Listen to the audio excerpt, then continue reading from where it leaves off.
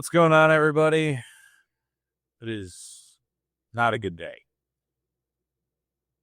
I just can't believe what is going on right now with the Suns.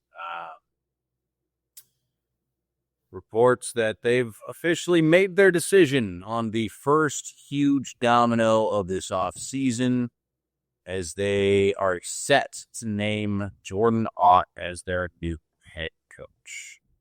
And that leaves me with the question of, what are we doing? I mean, what a joke of a franchise at this point. I don't know how you can expect to be taken seriously with what they have been doing with these moves. Matt Ishbia he's turning into one of the worst types of owners that you could possibly have. And that's a guy that thinks because he's signing the checks that he's the smartest man in the room. And he keeps making decisions because he's used to running companies. He's used to being the CEO. And he is so hands-on in all of these decisions.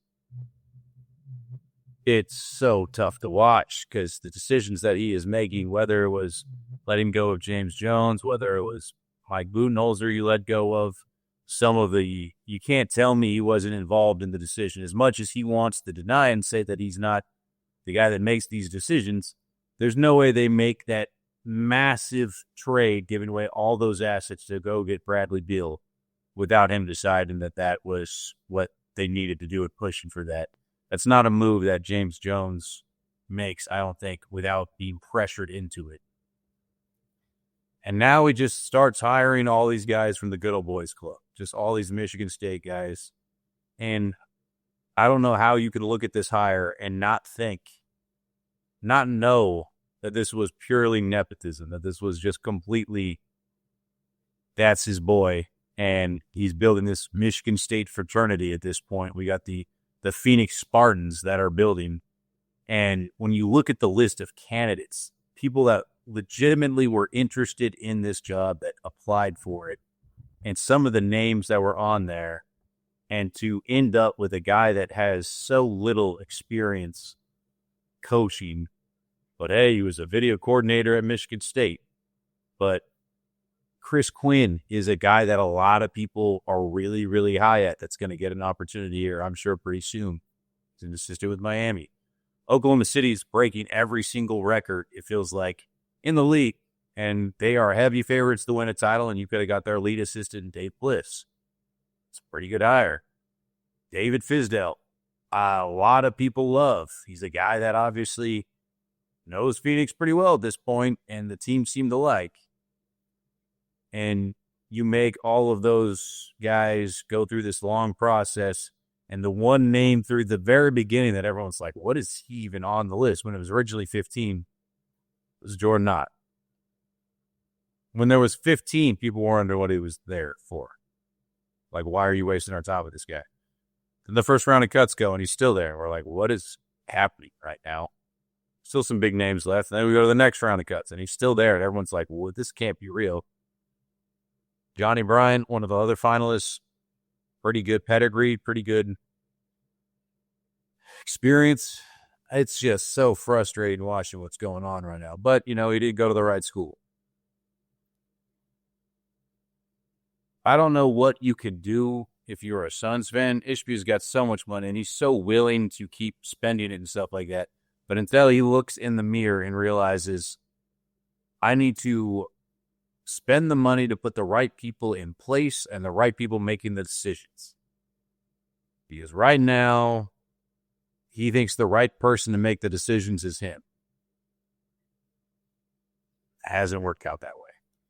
He took over a team that was in the NBA Finals, a team that was built and ready to go and had a lot of talent and had a future. And he's traded so many of those things away to get KD, traded so many of those assets away for Bradley Beal. And right now, this franchise is hamstrung with the worst contract in the league, with an aging, ailing superstar that is now on his twilight of a career, a roster of misfits, and a guy that's been a franchise player that doesn't fit the timeline on anything that's left there. And no future picks, really. No hope. There's like a couple eject buttons left, and that's either trading Booker or trading Durant. And the scary thing is some of the trade offers that are coming up now for Durant are star for star. And it's talking about whether you're going to go out and if you can maybe trade him for Karl Anthony Towns. Horrible idea, in my opinion. This franchise, this team, this program, everything needs to get blown up over there. And you need draft picks. You need young assets. What you don't need is another. Does anyone think Karl Anthony Towns is a top 10 player? I certainly know him. Is he top 20? Probably not. He's probably in the 20 to 30 range, somewhere around there. Does that really do anything for you? Does that make them anything better than what they were this year? They went 36 and 46 this year. Does switching out KD for that make you do anything? Does that push the needle? Maybe gets you to a play-in at best. That's not much. And then you just get trounced again. Is that what they should be wanting right now? If that's what you're trading for KD, then at that point, I wouldn't blame anybody for just losing their mind, any fans for what's going on with this franchise. Ishbia he's got to be honest with himself and recognize he needs to write some checks, be supportive, but hire people that know what they're doing because it's not him. And at this point, I'm certainly not saying and accusing him of not meaning well. This dude, I don't think he knows anything other than being competitive and wanting to win. And I'd rather have an owner that writes the checks and takes big swings than somebody who doesn't do anything at all. But not by much. I mean, the dream is a guy that writes the checks and is super into the team, but is willing to take a back seat to smarter minds and let everyone else make decisions. It's just tough what's going on, how far this franchise has fallen just in such a short amount of time, 4 years. It's not on him, but I think after this, you officially cannot. There can't be a decision made within this franchise that you can say he didn't have a hand in. You officially, at this point, have to accept the fact, and he has to take credibility, he has to take responsibility, and he has to take the blame for every decision that happens with the Suns from here on out. He can no longer hide behind the curtain of saying, well, that wasn't me. I don't make the decisions of the personnel. That was James Jones. That was someone else. That was the GM. This. Hired his boy as a GM. Hired his boy as a head coach. And pushed for a trade from Bradley Beal. He's not afraid to take big swings. He's not afraid of writing big checks. He wants to win, I think, as much as anybody, if not more. But there is just a lack of self-awareness right now. And it is brutal to watch.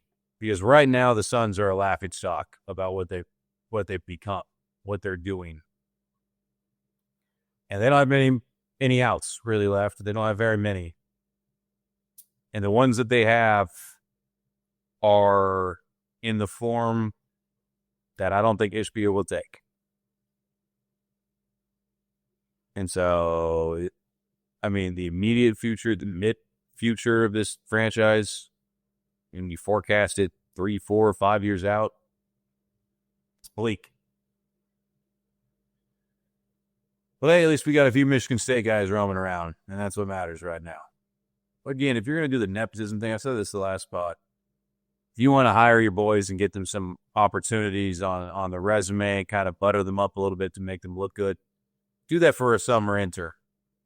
Do that for an assistant. Do that for a few spots. Don't do that for a GM. Don't do that for a head coach. Those are pretty important positions.